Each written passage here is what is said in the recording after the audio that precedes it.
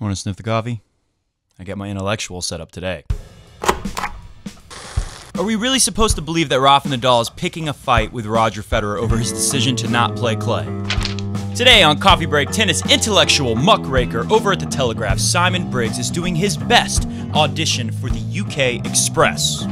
Mr. Goat is upset of a story that comes out of Iowa involving cats and, of course, the police. That doesn't seem to go together. Dirty Dan Evans is back, which we will mark because it's been almost a year since we first covered that story and only the third episode of Coffee Break Tennis. And of course, we've got much more news and fun from around the tennis world. Welcome to Coffee Break Tennis. I'm your host, Matt Bradshaw. This is the co-host, Mr. Goat, the talking tennis cat who loves Roger Federer and likes Novak Djokovic a little bit better than Rafa Nadal. Let's get into it. So at Mr. Goat's request, before we get into Dirty Dan Evans, let's talk about this story right here that we got. Police shot feral cats in this Iowa town until an outcry put the practice on hold. Well, how would they know that you're not a street cat? You venture outside sometime. Your property. My prop? Mr. Goat has asked me, what's to stop a police officer from mistakenly thinking that he is a street cat and not a house cat? Because in the story, it says here, Jefferson City Councilman Matt Vitrich told KCCI, this local news in Iowa, or this part of Iowa, cats don't belong outside. Mr. Goat asked me, what's to stop a cop from thinking that he's outside street cat if he just happens to be walking around our property around this house? Feral cats are a big problem in Jefferson. I can't believe I'm starting the show with a cat story. Jefferson, Iowa, but some people found the city's solution allowing police officers to shoot cats more problematic. A city ordinance allows Jefferson residents to request police monitor cat trap and authorize police officers to shoot the cats. This is incredible, Mr. Goat. I think the issue with this is a quote from the city councilman. This is it. We'll just read this one quote and get out of this story because this quote is unbelievable. City Councilman Matt Vitrich, after his incredible quote of cats don't belong outside, he says, I think the issue with the idea of shooting a cat is tough in the fact that it seems violent because we think of shooting as violence. He continues, and that's an entirely reasonable thought. However, Matt Vitrich says, I think it's a pretty natural reaction. What do you think of that, Mr. Goat? Natural reaction. You see a cat outside, shoot it. Very natural reaction. Let's get into some tennis news. So it has almost been a year since this show started. Not quite. I think we started in June, actually. Or maybe May, actually. Maybe May, whenever grass gets going. Dirty Dan Evans, you guys might remember him. He was in the top 40 in the world last year until he tested positive for, I can't even remember. Mr. Goat, do you remember what it was? Some kind of drug thing a year ago. Let's play a little clip from the show that's, it really hasn't been a full year. I guess since he failed the test, that's when they started the restrictions, the ban from that time period in April, because we didn't get this story and report on it until late May, I believe. Also, British number 3, Dan Evans, has tested positive for cocaine, which is really frustrating for me because I just got the Dan Evans haircut. I guess next time I'll just tell the barber to make me look like one of his beautiful French girls. I still have the Dirty Dan Evans haircut to this day. It's worked out okay for me. Ironically, Mr. Goat still has the same haircut from last year as well. I want to thank everyone who supported me throughout this difficult period, said Evans. I've learned a lot about myself and my time away from the game, a sport that I love very dearly. Evans, who was a career high ranking of 41, okay, just outside top 40, he has slipped to 994 in the world. There we go. 27-year-old tested positive for cocaine. See, I knew it. I just didn't want to say it if I was wrong because I guess that could be slander. But I wasn't wrong. Never wrong here. Cocaine. Cocaine is a hell of a drug. Tested positive for cocaine last April. Handed a wild card into the qualifying draw for the Glasgow ATP Challenger. Starts on April 28th. So comment below if you remember Dirty Dan Evans and if you're excited for his return. I'm just excited that it's almost been one whole year of Coffee Break Tennis. So on to the big stuff. Simon Briggs, who was the guy who outed noted racist Tennis Sandgren as a racist at the Australian Open earlier this year. If you'll remember, he was in the press room just going hard on poor Tennis Sandgren, the racist. So now he's got his latest muckraking here with Roger Federer is avoiding facing me on clay, suggest Rafa Nadal. The only problem with the story here is that Nadal never said that. In fact, he said nothing like that. But let's You guys and gals out there be the judge of that. Simon Briggs, first-class, world-class, intellectual muckraker. Not true. This is not a story. This is a non-story. This belongs in Express. That belongs in a museum. So do you. After one of the flattest months in the history of the ATP Tour, Simon Briggs suggesting that the Earth is flat. See what I did? He suggested it, right? We can literally make any story, say anything, when we practice journalism in this irresponsible manner. World number one Rafa Nadal made a welcome return to the stage in Monte Carlo on Sunday and immediately livened things up with a sly dig at old rival Roger Federer. Asked about Federer's decision. Who asked? Simon, was it you? I think it was you. It was you, wasn't it? Asked about Federer's decision not to contest a single clay court event for the second straight season, Nadal grinned broadly. He says he would love to play me again in best of 5 sets on clay. He said that a couple days ago, I thought he would play Roland Garros. Then a few days later, he says he will not play in one event, so there's a little bit of controversy with that. Is that he's too scared to play me on clay? Is that he's avoiding facing me on clay? Let's read it again in my normal voice so it's easier to follow rather than Rafa's English voice. He says, Roger Federer says, he will love to play against me, Rafa, in best of 5 sets on clay.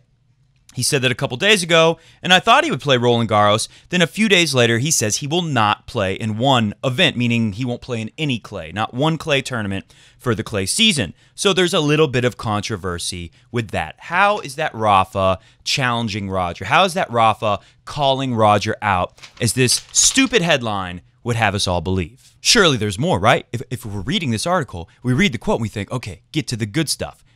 Here's a hint, a little teaser, a little spoiler alert. There ain't no good stuff. Here's what we get from Simon Briggs, noted intellectual muckraker. Nadal did not go into further detail. Well, imagine that. No more details from Rafa. Thanks a lot, Simon Briggs. Thanks for nothing. Of course, there's a second page to this thing. Mr. Goat, hold this, please. So while the haters are going to hate, guess what Roger's doing? What's he doing? Is he vacationing? Is he kicking back and relaxing? No, he's setting records. Ageless Rogers from tennisworldusa.org. Ageless Roger Federer clocks a new first this week. I mean, it's uncanny. It's unbelievable. Roger Federer continues to break records. The Swiss player will turn 37 in August, but he continues to write pages of tennis history even in his sleep. That was my own personal touch. That's not in the article, about the part about sleeping. Federer has become the first ATP. Do you know how Federer sleeps, by the way? I heard a rumor. Now, I'm not going to put it out there like it's absolute fact, like Simon Briggs or the geniuses over at tennis.com, the whimsical and fanciful tennis.com. But I heard Roger sleeps in a cryogenic cell hanging upside down like a bat. Part of his recovery process. Go figure. Federer has become the first ATP player to stay in the top 4 of the ATP rankings for a total of 700 weeks in his career. Unbelievable. Federer is also the first player to complete 300 weeks at number 1, 500 weeks at number 2, or in the top 2, and 600 weeks in the top 3. Now he adds to that record 700 weeks in the top 4. I love this. At the very bottom of this article, there's a link for another article where it says the headline is Kristina Mladenovic. I really like Roger Federer a lot. He's very likable, Christina. That was a little tweener. So it doesn't matter what the guy does, he's still setting records. Pretty incredible stuff from our beloved Roger Federer, who enjoys a slight bias that we use here on the show. This is pretty good stuff. Let's just roll the clip on this one. Check this out. This happened earlier this morning in Monte Carlo, the Principality. You cannot see them out there, but it was for sure on the line. You can see a mark? There's a mark right here. There's a mark right here. It's not like it's nothing. Yeah, it is. No. Yeah, it is. You're not showing me a mark. Stop it. Why are you doing it? You're not showing me one mark. Right here! Sorry, Mr. Goat. Is that the new You Cannot Be Serious? And that's why I wanted to play this one today. Let's just catch you up if you didn't see it. We'll read the article. American tennis player Jared Donaldson, who's been on what's it called? My Tennis Life on the Tennis Channel. Mr. Goat loves those My Tennis Life shows, especially with Nicole Gibbsy. He thought she was rather cute. American tennis player Jared Donaldson was involved in an angry confrontation with umpire Arnaut Gabus. You remember this guy? Gabus? This is the guy El Chapo hit in the eye with the tennis ball. 3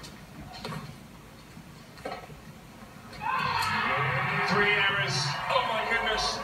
Oh dear. Oh dear. Oh, I think we're at the end here. Oh, that's such a shame. Oh my goodness. Oh my goodness. Oh, And this is something that you just don't want to see. it's just the worst nightmare. I mean, I think this has got to be game, set, and match. Yeah. Maybe he's not seeing very well. That's horrible. I can't make any jokes about the guy's vision. He probably sees fine. It was an eye socket injury, not an eyeball injury. Now look at this. They pointed out after the Frenchman, that's the umpire, Gabus, incorrectly adjudged his opponent's shot to have landed in. World number 51, Donaldson was 6-3, 3-2 down in his Monte Carlo, so that's a set and a breakdown, in his Monte Carlo Masters first round match against Albert Ramos Vinolas when the incident took place. In a heated exchange that lasted almost a whole minute, Donaldson screamed, "There's a mark right here." Play it again, baby. There's a mark right here. Video replays later showed Donaldson was correct, but Hawkeye technology is unavailable at the ATP event. How unfortunate for Gerald Donaldson. 21-year-old went on to lose first round straight sets. Later, he apologized very curtly, saying, "I'm sorry I hurt your feelings." Gabus. Gabus forced to have surgery in February last year after being struck in the eye by a wild shot from Denis Shapovalov. 3 errors. Oh my goodness. Shapovalov was fined $7,000 for the incident. So I read that story today because I'm thinking we get this McEnroe Borg movie that came out, and I really want to know what everyone out there who watches this show, Coffee Break Tennis, fastest growing tennis talk show in the world, what they think about this incident. What's the difference between this and what John McEnroe did all those years ago, right? John McEnroe, very similar, and to make it worse, you know, who knows how many times McEnroe was right or wrong about the calls that he freaked out on. But in this case, Gerald Donaldson was right. He was correct. And I'm not saying he behaved in a correct manner, but he was factually right. The ball was out, but they overruled it. So he had a reason to be upset. He shouldn't have handled it the way he did, of course. But comment below, I want to know, what is the difference between this and what we're making movies about all these years later with John McEnroe? Why is one celebrated and the other one is just horrible, atrocious behavior? And you know, me and Mr. Goat were chewing this over earlier today, and the only thing I can really think of, and you know what, how much win? See, it's winning. Winning changes everything, right? Winning solves everything. Have you ever heard that saying before? I enjoy the saying. You know, Roger Federer has had some more minor outbursts. Well, you know what? Remember the 2009 U.S. Open final with Del Potro? Roger said some very interesting things to the umpire in that match on the changeovers. He didn't raise his voice to such a decibel. But winning solves everything. We don't remember that stuff that Roger did. We just remember all the pictures of the trophies up. And hey, he earned it. I don't blame it. But anyways, the only thing I can think of is, you know, McEnroe was doing a fair bit of winning when he started behaving this way. And, you know, he's, you know, pretty popular, pretty well known. Do we know this guy? I can't even remember what his name is now. Dan Evans? No, Gerald Donaldson. Of course, Djokovic is handing out bagels and breadsticks now. So when you expect that Djokovic is just in full meltdown mode, he hires Marion Vida, gets the old crew back together again. Well, I don't know. Comment below if anyone knows. I'm not sure how many people from the old Djokovic team are back. But of course, the head coach, the head of the operations is back. We had a comment. This is from Mark Davis. Said it before, I'll say it again. Bring back Becker as well. Hashtag BBB. Bring back Becker. Haven't done that yet. But we got Marion Vida back. Novak Djokovic reached the second round of the Monte Carlo Masters with a 6-0, 6-1 bagel and a breadstick win over Dusan Lajovic on Monday. The ninth-seeded, who's also from Serbia, the ninth-seeded Serb won in only 57 minutes. So it's a bagel and a breadstick, but listen to this. Despite having to save break points in 3 consecutive service games, when we look at the stats, it shows that Djokovic saved 4 out of 4 opportunities for his opponent, Lajovic, including 2 when he served for the match. 2 break points of the 4 were there. Djokovic, 2-time champion of Monte Carlo, won on his first match point when Lajovic swiped a forehand wide, whipped off his hat, tilted his head back, raised his hands in Djoko triumph. Djokovic will next face Borna Coric of Croatia, who beat Frenchman veteran Julian Benneteau. Nishikori also won over Tomas Birdman Berdych. So this is an interesting development here. Who thought who really thought that Djokovic was going to come over here and start, well, okay. Who thought Lajovic was going to beat Djokovic? This wouldn't be a shocking thing. Although, really, at this level, all the players are so good. And so, oh, wow. You got to hear this. It's aggressive. It is, and it's sort of in building, isn't it? He's been this, the frustrations are surfacing, and he's just taking it out on the umpire, which... You made up a mark because you don't like me. There's no mark right there. There's no mark right there, and he called it in. He's not putting to a mark. It's not your fault, but I'm just telling you what it is. Oh, Ramos Vignolas tried to get in the middle. Don't do that, buddy. Bad idea. Say that's just bordering on the unacceptable, isn't it? And I think he's annoyed because he's adamant that there isn't. It's not like the umpire's giving him a mark, is it? So he's saying, well, how can you be calling that ball? You've got no evidence visually to actually tell me that ball was out. Yeah.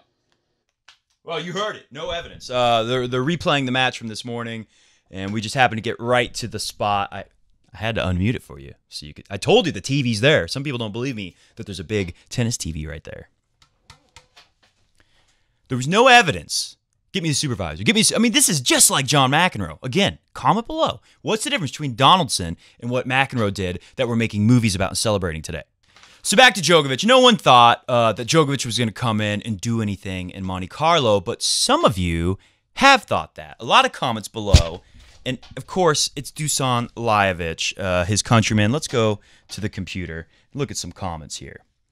I heard Djokovic has a case of Tiger Woods disease. That could explain a few things, but there's no proof of that. So we're not Simon Briggs over here. We're not the Express. Djokovic looks great at Monte Carlo. He has a good chance. That's Nenad Domostovic.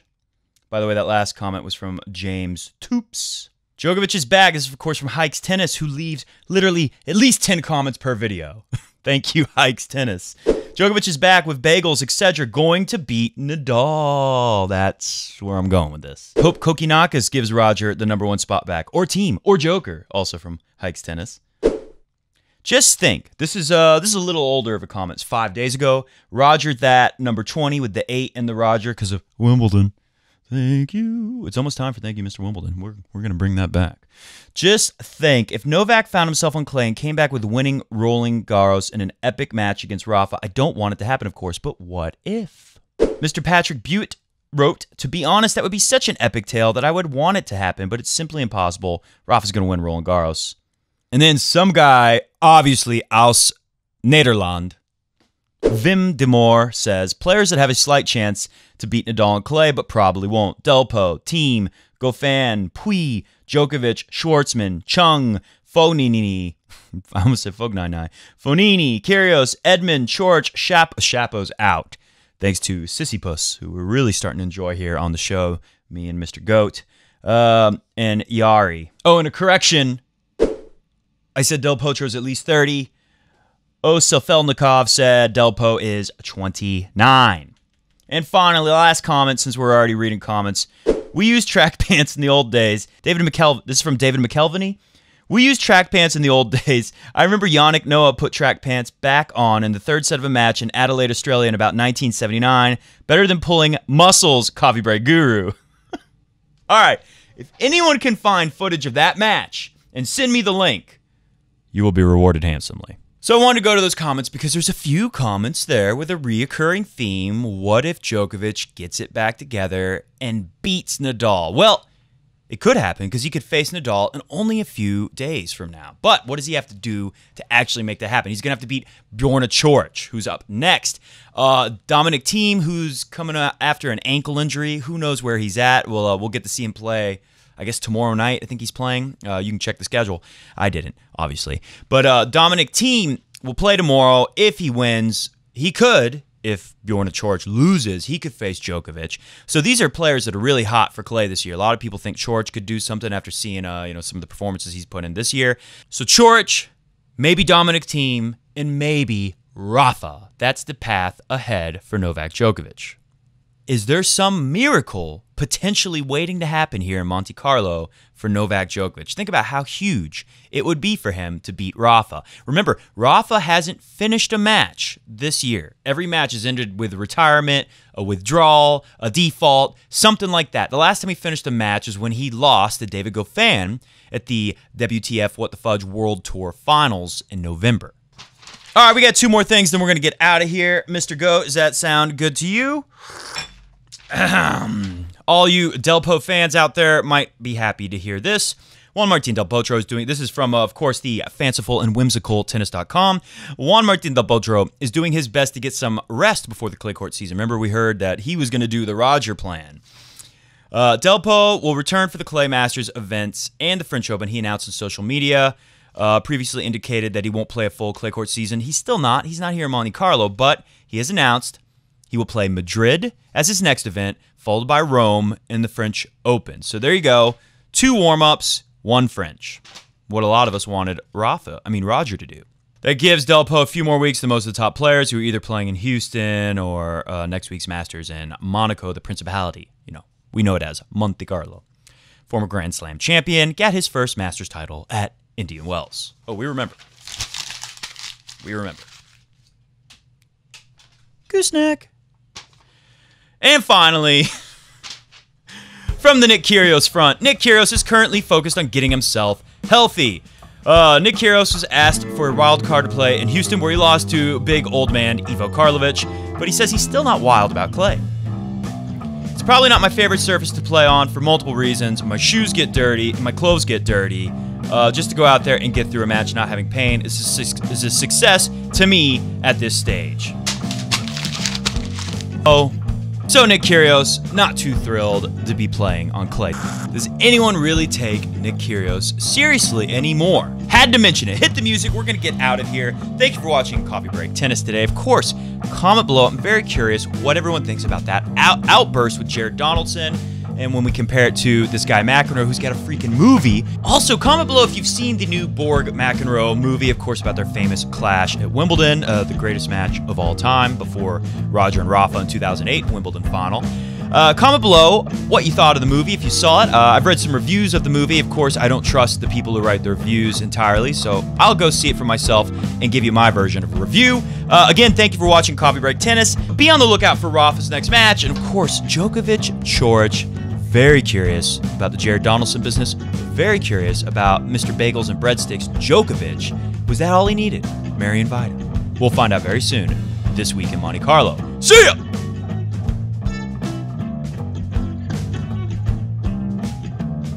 Nadal will be #1 after Wimbledon. Ollie Patone.